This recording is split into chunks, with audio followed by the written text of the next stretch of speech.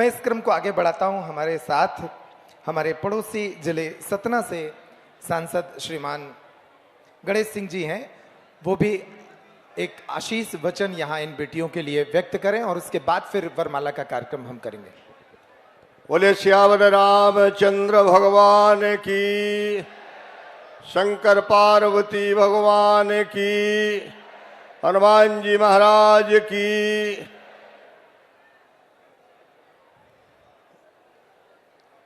परम पूज्य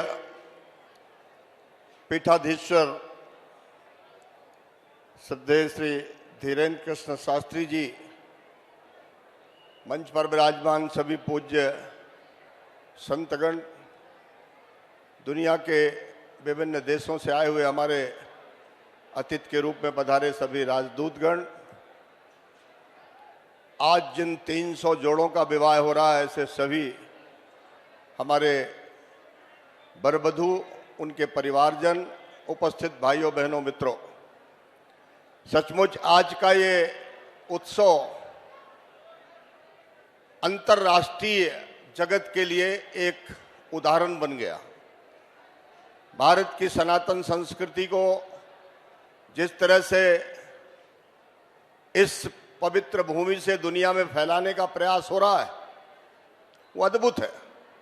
मैं आज इस अवसर पर पूज्य स्वामी जी का बहुत बहुत धन्यवाद ज्ञापित करूंगा कि उन्होंने सनातन धर्म के प्रचार और प्रसार के साथ साथ इन गरीब परिवारों के घर बसाने का जो निर्णय लिया वो अद्भुत प्रशंसनीय है। मैं उनको बहुत बहुत धन्यवाद ज्ञापित करता हूं और सभी वर वधू को उनके उज्जवल भविष्य की कामना करता हूं। धन्यवाद। बहुत धन्यवाद, बहुत धन्यवाद। एक और संबोधन और उसके बाद वरमाला। हमारे बीच मेंबर ऑफ पार्लियामेंट श्री दर्शन सिंह जी हैं। मैं आग्रह करूंगा कि वो भी एक आशीष वचन यहां से इन बेटियों को व्यक्त करें संक्षिप्त में, और उसके बाद फिर हम सभी एक नए चरण की वरमाला के लिए तैयार होंगे। स्वागत है दर्शन सिंह जी। बोलो भारत माता की, बागेश्वर धाम की, नर्मदा मैया की। आज मंगल पढ़ने की इस मनोहर, अनुपम और अंतर्राष्ट्रीय बेला में सर्वप्रथम मैं हमारे पूज्य गुरुवर, जिनके आशीर्वाद से वो केवल पीठाश्वर नहीं है, भारत में जिस प्रकार से उन्होंने सनातन को लेकर एक जागृति का काम किया है, और वास्तव में उनके श्री चरणों में नमन बंदन करते हुए कि धर्म केवल वेद और पुराणों तक सीमित नहीं है, धर्म गरीब की कुटिया तक जा सकता है, तो इन संतों के आशीर्वाद से जा सकता है। ऐसे परम पूजनीय संत आदरणीय बागेश्वर महाराज जी को मैं चरणों में नमन वंदन करता हूं। मंच पर उपस्थित सभी संत जनों के चरणों में नमन वंदन करता हूं।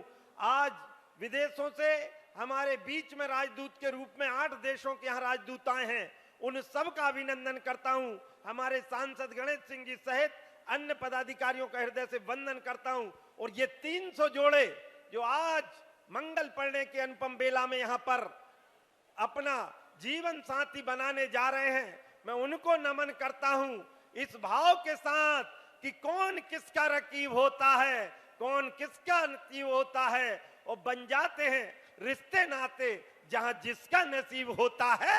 और ये नसीब आज बागेश्वर धाम में आपका हुआ है। मैं आप सबको इस पावन माटी को नमन वंदन करते हुए, और गुरुओं का आशीर्वाद और इतना बड़ा आशीर्वाद, शादी तो हमने बहुत देखी है, लेकिन ऐसी भव्य शादी और इस परंपरा को परम श्रद्धेय गुरु जी ने, ये 7वां वर्ष है और निरंतर चलेगा, जैसा उनका और हम सब का संकल्प है, और ऐसा जगह जगह भी इस प्रकार का काम होना चाहिए। मैं पुनः गुरु जी के चरणों में नमन वंदन करता हूं। इन उगल जोड़ों के भविष्य की शुभकामनाएं देते हुए ये अपना पारिवारिक दायित्व और राष्ट्रीय दायित्व का भी निर्वहन करें। इसी भाव के साथ भारत माता की जय, नर्मदा मैया की जय, भगवान बलराम की जय और बागेश्वर धाम की जय, परम श्रद्धेय गुरु जी की जय हो। बहुत धन्यवाद आदरणीय सांसद जी। उनके लिए भी जोरदार तालियां बजाइए कि उन्होंने शुभकामनाएं इन बेटियों को दी, समय निकालकर इन बेटियों के इस महोत्सव में आए। और अब जो दूर देशों से हमारे मेहमान आए हैं, 8 देशों के इन राजदूतों का स्वागत कर रहे हैं हमारे पूज्य गुरुदेव भगवान, ताकि उनको ये भारत की स्मृतियां सदा याद रहें कि कैसे भारत में एक संस्कृति है जो विवाह को एक संस्कार मानती है और उस संस्कार से लाखों लोग जुड़ते हैं। किस तरह जब इन बेटियों के विवाह के महोत्सव भारत में आयोजित किए गए तो उसमें कैसे नए नए कीर्तिमान रचे गए, ये अपने देशों में जाकर इन बातों को बताएं, कहें और इन स्मृतियों को कई देशों में पहुंचाएं। अब हम इस बीच वरमाला की तैयारी कर रहे हैं। सारे जोड़े अपने स्थान पर खड़े हो जाएं। जब तक सभी अतिथियों का स्वागत होता है तब तक जोड़े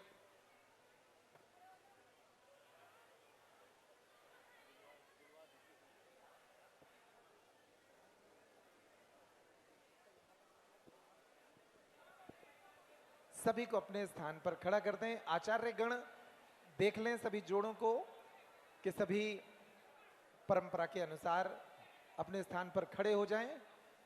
वहां वेद मंत्रों के लिए हमारे आचार्य अनुज जी वो पहुंच जाएं। और बस इस जयमाल के बाद फिर जो पहले चरण की आरती होगी उसकी भी तैयारी कर लें। चक्रेश जी, अंकित जी, इसके बाद अभिलाष जी आरती की भी तैयारी कर लें। एक चरण की आरती के बाद ये सभी लोग मंडप में जाएंगे। ये हर वर्ष की परंपरा है कि इन बेटियों को लक्ष्मी और वरों को नारायण मानते हुए मंच पर इनकी आरती भी पूज्य महाराज श्री कराते हैं और उसके बाद फिर मंडप में वैदिक विवाह संपन्न होता है। कई देशों से आए इन मेहमानों ने, इन अतिथियों ने इस वर्ष का ये आयोजन ग्लोबल कर दिया है, अंतर्राष्ट्रीय कर दिया है। और हम सभी इस अंतर्राष्ट्रीय महोत्सव में सम्मिलित होकर निश्चित रूप से गौरवान्वित हैं बुंदेलखंड की इस धरती के लिए, इस पावन पुनीत धाम के लिए, जहां से निकला संदेश कई देशों तक जा रहा है। और इस भावना को व्यक्त करने के लिए हमारे साथ एक बहुत ही सुरीली गायिका वंशिका अग्रवाल हैं। वेद मंत्रों के साथ वरमाला होगी और उसके बाद वे एक गीत गुनगुनाएंगी। वे तैयारी कर लें। जो साज की टीम है वो तैयारी कर लें। वरमाला के साथ ही उनका वो गीत गुंजायमान होगा और फिर आरती की तैयारी कर लें। इसके बाद अंकित जी, अभिलाष जी, प्रशांत जी आरती की तैयारी कर लें। इस वरमाला के बाद आरती थाली की तैयारी कर लें ताकि ये जोड़े फिर सीधे मंडप में पहुंच जाएं।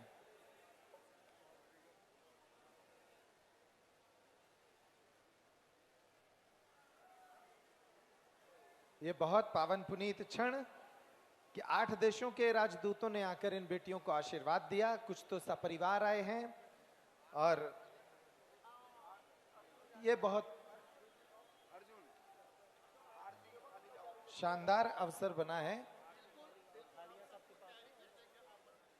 आप आरती की तैयारी कर लें, कुछ सेवेदार और थालियों को तैयारी कर लें। इसके बाद थालियों का वितरण तुरंत हो जाएगा और ये जोड़े फिर सीधे मंडप में जाएंगे।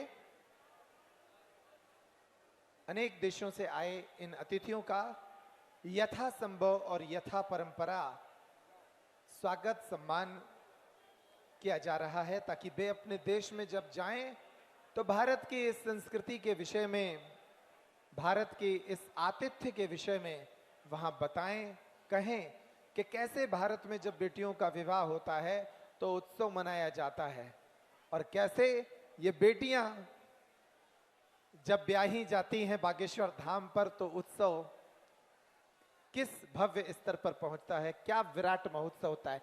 अपने लिए तालियां बजाइए जो इस महोत्सव में सम्मिलित हुए हैं और इन बेटियों के भाग्य के लिए तालियां बजाइए। जिन बेटियों के विवाह के लिए उनके परिवार परेशान थे, उन बेटियों के विवाह में 8 देशों से अतिथि आए हैं।